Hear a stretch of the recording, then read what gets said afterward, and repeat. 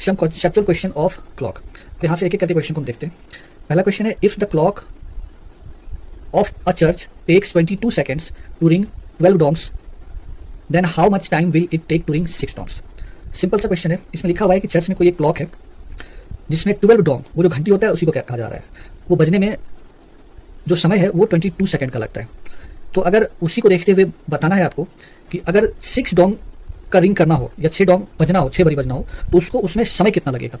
तो सबसे पहले हम इसको क्या करते हैं, पहले हम निकाल लेते हैं कि एक डोंग को बजने में कितना समय लगता है। तो कैसे निकालेंगे, देखो 22 सेकंड दिया हुआ है। मैं इसको पहले बेसिक से बताता हूँ, फिर आपको शॉर्टकट से भी बता दूंगा। तो जैसे देखो, मैं 22 सेकंड ले लेता हूँ।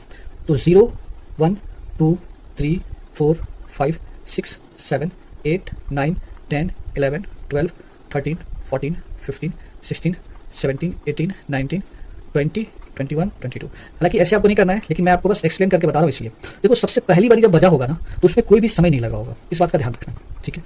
और कितना कहा जा रहा है, 22 सेकंड लग रहा है कितने बारी में, 12 डोंग्स में। तो जो पहली बारी बजा होगा ना, उसमें कोई समय नहीं। सोच के देखो, जो पहली बारी बजा होगा बच के होगा, उसमें कोई समय नहीं है। उसके बाद जो होगा वो कैलकुलेट होगा कि एक इंटरवल में कि कितनी बारी, कितने टाइम के बाद वो बजाए। तो अगर आप ध्यान से देखो, इसको समझो थोड़ा कि 12 बारी बजने का मतलब, अगर हम इसको ऐसा सोचे कि एक बारी यहाँ पे बजा होगा, ठीक है, एक बारी यहाँ पे बज गया, उसके बाद उसी इंटरवल के बाद अगर आप देखें तो यहाँ से यहाँ तक में फिर कितना, 2 बारी बजा, एक तो यहाँ बजा 0 पे और एक 0 से हम यहाँ से यहाँ तक जाएंगे 2 पे, तो ये बजेगा कितना, एक बारी और बजेगा, ठीक है। तो 2 बारी हो गया। फिर अब यहाँ से आप देखते चले जाओ इंटरवल में, एक यहाँ, फिर यहाँ से यहाँ, फिर यहाँ से यहाँ, फिर यहाँ से यहाँ। तो ऐसे करके आप 2-2 सेकंड के टाइम पे जाओगे तो आपको समझ में आ जाएगा ये चीज़ें, ठीक है। अब यहाँ से फिर ये और यहाँ आप यहाँ से ले लो, 18 से फिर आगे चलते हैं, तो 18 से आगे चलेंगे तो ये आ जाएगा 20, 20 से 22। देखो कितना आ रहा है टोटल। तो यहाँ देखो, यहाँ से स्टार्ट करते हैं। तो यहाँ पहले तो 2 हो चुका था, फिर 3 4 5 6 7 8 9 10, अब यहाँ से पूरा 11 हो गया यहाँ तक, और ये 12, तो 12 आ रहा है। तो इसका मतलब क्या हुआ कि 0 से 2 तक हम देखेंगे, आप देखोगे अगर तो 2 बारी ये डोंग बच चुका है, बस उसी टाइम पे, क्योंकि फर्स्ट टाइम पे बजा था तो कोई टाइम नहीं था। उसके बाद एक एक करके आप देखो। तो कहने का मतलब इसको निकालने का तरीका कैसे होगा, तो सबसे पहले हम क्या करेंगे कि जो दिया हुआ है टोटल सेकंड, वो कितना दिया है 22 सेकंड, उसमें कितनी बारी बज रहा है, 12 बारी। तो 12 बारी में से क्या करेंगे हम, 12 में से एक को लेस कर लेंगे, क्योंकि एक तो ऑलरेडी कंसीडर हो चुका है, इसमें कोई टाइम नहीं लगा। तो यहाँ से निकालते हैं कितना हो गया, 22 बाय ये हो जाएगा 11।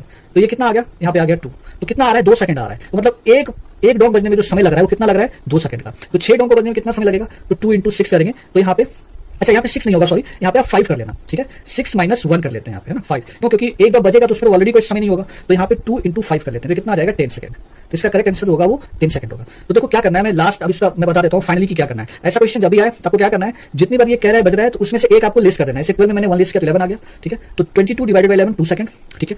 अब एक डोंग के बजने में कितना समय लग रहा है, 2 सेकंड। अब कह रहा है 6 डोंग्स के लिए, तो 6 में क्या करेंगे, 1 माइनस करेंगे, क्योंकि एक तो ऑलरेडी बजेगा जब वो स्टार्ट होगा उसी समय, उसमें कोई समय हम कंसीडर नहीं कर पा रहे। तो एक पहले वाले इंटरवल में 2 बार बज जाता है, तो 2 × 5 करेंगे तो 10 सेकंड आ जाएगा।